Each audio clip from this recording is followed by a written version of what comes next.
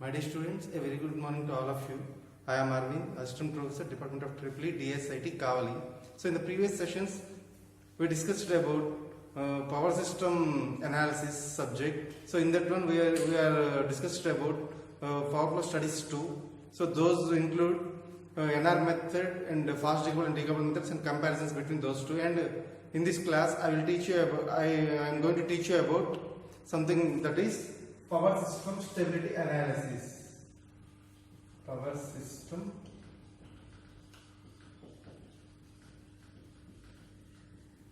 stability analysis. So actually this topic comes under 5th chapter of PSA power system analysis. So coming to introduction, so the power system network consists of number of synchronous machines, so which comes under, so the power system network consists of synchronous machines, so which are operating in all synchronous conditions, that means all conditions. So the power system consists of number of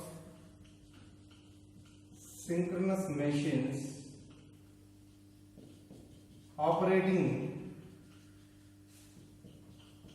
in synchronism. So the power system consists of number of synchronous machines operating in synchronism in under all conditions. So under all conditions. So that means in normal and abnormal conditions. So the power system consists of number of synchronous machines operating in synchronism under all conditions. So here, whenever the system is subjected to some form of disturbance, there is a tendency for the system to develop restoring force to get back the system into stable condition. So that means the ability of the system to reach stable or normal condition after being disturbed is called stability. So that is the introduction for power system stability analysis. And coming to next topic, that is elementary concepts. So elementary concepts of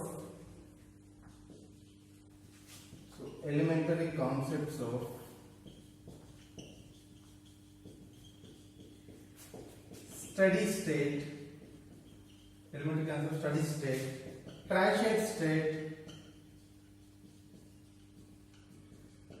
dynamic state, stability. So elementary concepts of steady state, transient state and dynamic state stability. So actually in synchronous power transmission network, so which requires the continuous matching between energy input given to the prime movers to the energy delivered to the loads. That means energy input given to prime movers and energy delivered to loads. So here the continuous matching between energy input given to the prime movers and also energy delivered to the loads. So that means here the load is fluctuating in nature, so that means which results in definitely the mismatching between electrical output to the mechanical input. So there is a continuous matching between energy input given to prime mover but to the energy loads, but there is some fluctuation between loads. That means the load changing frequently, so that means there is a mismatching between electrical output to the mechanical input. So that means, so this analysis can be carried out with the help of stability performances. So stability performance, for that one we are taking one condition, that is, so here we are taking one synchronous generator which is connected to the asynchronous load. So that means the network consists of stability effect during the disturbances. So that means we are taking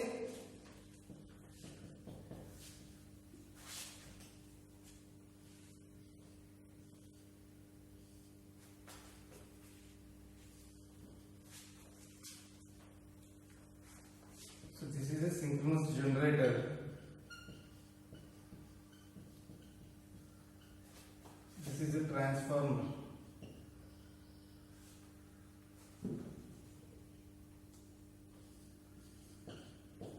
So this is a transmission line. and this is asynchronous flow. Asynchronous flow. So here we are consisting synchronous generator, and this one is transformer, and this one is transmission line, and asynchronous load. Here we have to generate the power from the synchronous generator, and we have to deliver to the same power to the asynchronous load. So through the transmission line by using transformer. So here in this condition, actually in India there is some lot of power is generated from the conventional sources. So by using these sources we are generating more power in India. So that means, so in India most of the power generated from the conventional source means here we are using synchronous machines. Here we are using synchronous machines. That means all the conventional sources require synchronous machines. Hence, the total power system in the network in India contains stability effect. So for that one, we are taking another example, that is, we are using same diagram, but here we are using asynchronous generators.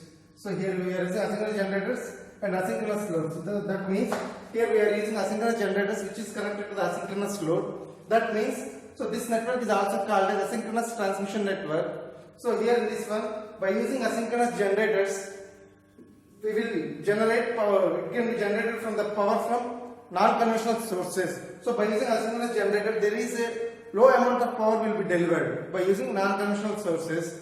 So that means this asynchronous generator delivers low power, generates low power by using non-conventional sources.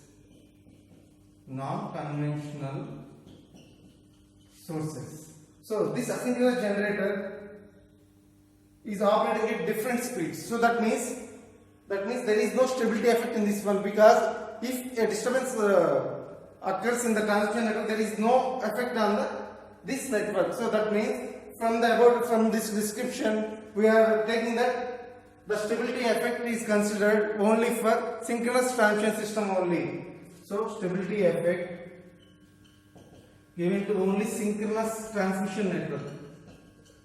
Synchronous transmission network. So from this we can define stability as the power delivered to the externally connected transmission line during the disturbance. During the disturbance we can reach stable condition. So the stability can be defined as the power delivered to the externally connected transmission lines through the disturbance. So that means here we are taking the types of stability. Here we have some types of stabilities, that is. So coming to types of stability, so depending upon the intensity or magnitude of the disturbance, so we have the stability can be divided into three categories. First one is steady state stability, and second one is transient state stability,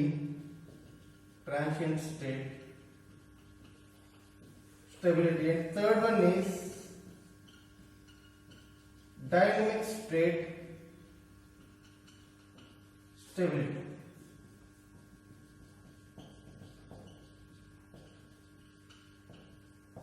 So types of stability, so depending upon the magnitude or intensity of the disturbance, so these are divided into three categories: steady state stability, transient state stability, and dynamic state stability. First we consider steady state stability. So the steady state stability means the ability of the system to bring it to the normal condition or stable condition after a small disturbance occurs. So this is after a small disturbance. After a small disturbance occurs, we have to bring the system to stable condition by using this steady state stability. So the small disturbance means there is a variation of gradually in load. So variation of load.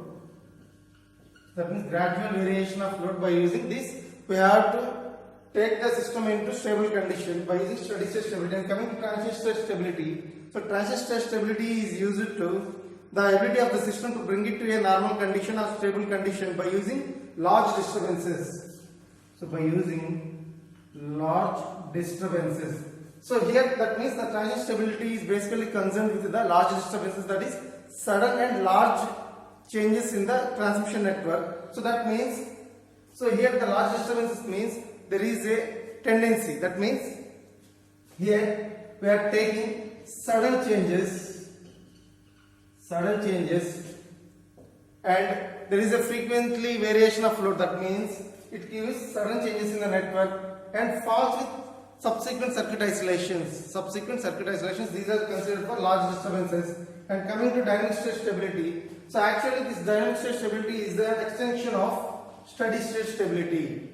Why means, so the dynamic stability is concerned with a small disturbance, but with the inclusion of some automatic control devices. So here the stability is improved by using through the power system stabilizers, and the study is going through 5 to 10 seconds, and in sometimes it gives 30 seconds time. So here the dynamic state stability is extension of steady state stability. Here the dynamic state stability is concerned with small disturbances, that is for lasting for a long time. So this is lasting for a long time.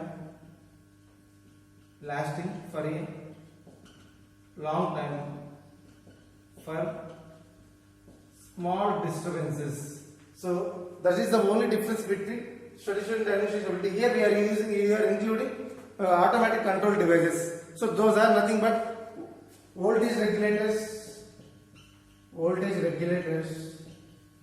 and speed governors respectively. So these two are the automatic control devices we are using in dynamic state stability. If you want to improve the stability by using power system stabilizers, so by using power system stabilizers we have to improve the stability effective dynamic state stability. So here the difference between steady state stability and dynamic state stability is, here the disturbance is small disturbance, here the disturbance is a small disturbance, but it is lasting for a long time. So this is the inclusion of automatic control devices like voltage regulators, speed governors, etc. But the steady state stability refers to the inherent stability. Perhaps it gives to without the aid of automatic control devices. And coming to dynamic state stability, it gives artificial stability given to the inherent instability. That means, so with the aid of automatic control devices. So this is the difference between steady state and dynamic state stability. And coming to the example, that is, so here we are taking the rotor speed. Here we are taking rotor speed is more than synchronous speed. Here we are taking the rotor speed is greater than synchronous speed. That means the rotor speed is sensed by the speed governors.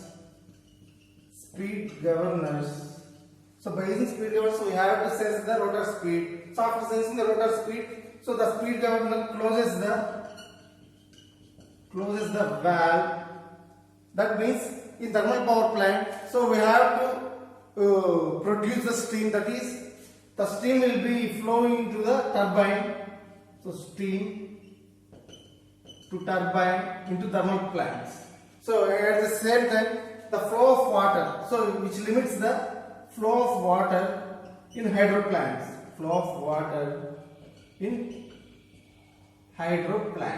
So that is, here we are taking the example as rotor speed is greater than, that means more than synchronous speed. So the rotor speed can be sensed by the speed governor. So after that it closes the valve. So by using in this one we are using thermal power plant and hydropower plant. So in thermal power plant, by closing the valve, it limits the flow of steam into the turbine into the thermal power plant, and similarly it limits the flow of water into the hydropower plants. So the initial swing between these speed governors is mainly considered into for dynamics of rotor. So the initial swing between the synchronous rotor speed and synchronous speed, that means it gives characteristics of speed governor and dynamics of rotor. And coming to the second example, that is, if the rotor speed is less than synchronous speed. So here the rotor speed is less than the synchronous speed. That means here also speed governor senses the speed of the rotor.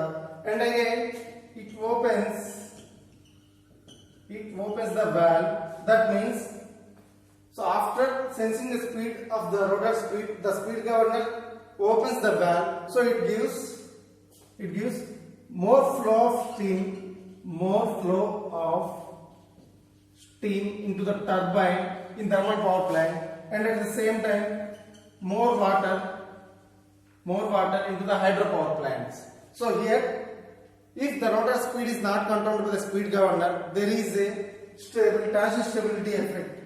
So if the rotor speed is not controlled by using speed governors, that means it leads to transition stability effect.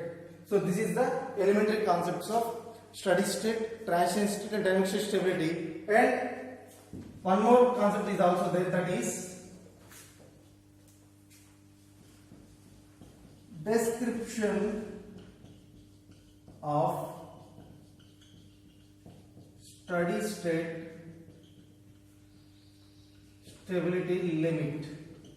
So description of steady state stability limit. So here we have to analyze the steady state stability analysis. So for that one we are considering static model of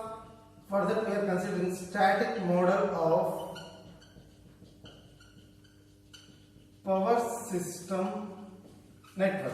So we have to analyze the steady state stability limit. So by using, for that one we are considering static model of power system network. So that means, so here we are taking synchronous generator. It has generator voltage is E delta, and also we are using series impedance, that is Z at an angle of theta, and infinite bus bar. So it consists of V at an angle of 0 degrees.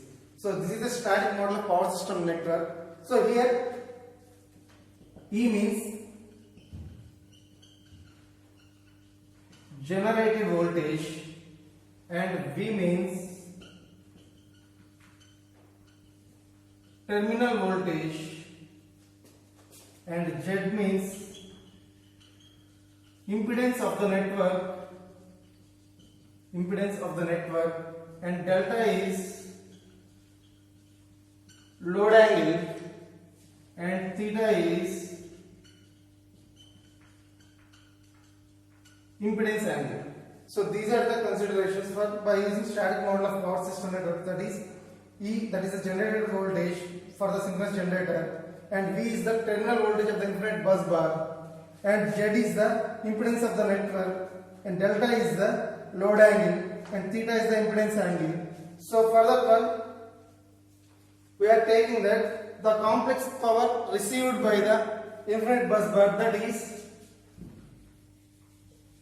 the complex power received by the infinite bus bar, that is V at an angle of 0 degrees into I conjugate. So this is the complex power received by the infinite bus bar. S is equal to V at an angle of 0 degrees into I conjugate. So for that one we are taking, so from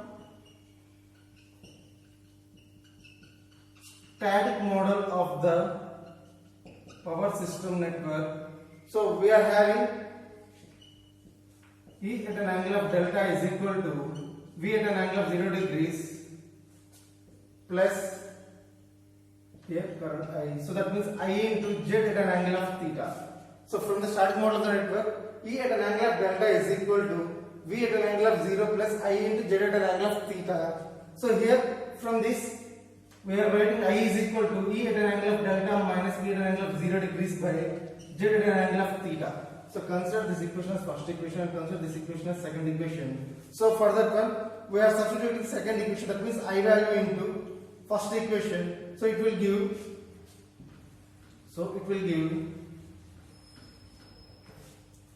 S is equal to V at an angle of 0 degrees into, so I value is E at an angle of delta minus V at an angle of 0 degrees by Z at an angle of theta. So from this we are writing V into E by Z into at an angle of theta minus delta minus V square by Z into theta.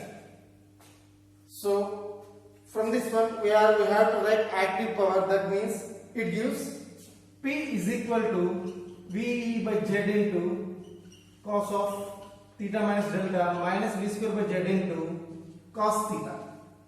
So this is the third equation, that means this is the active power taken from this equation, that is P is equal to VE by Z into cos of theta minus delta minus V square by Z into cos theta. So by using this equation, we are writing that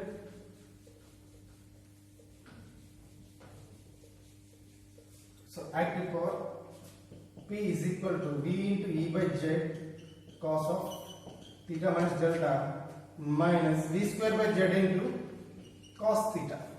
So here assume resistance is more or less than the reactance, so it will give, so P is equal to, in resistance place, that means in Z place we are replacing X value, that means VE by X into cos of theta minus delta minus V square by Z into cos theta. So next, for this one we have to consider theta is equal to tan inverse of X by R, that is equal to 90 degrees. So from this we have to substitute in theta place, we have to substitute 90 degrees. So it will become P is equal to EV by X into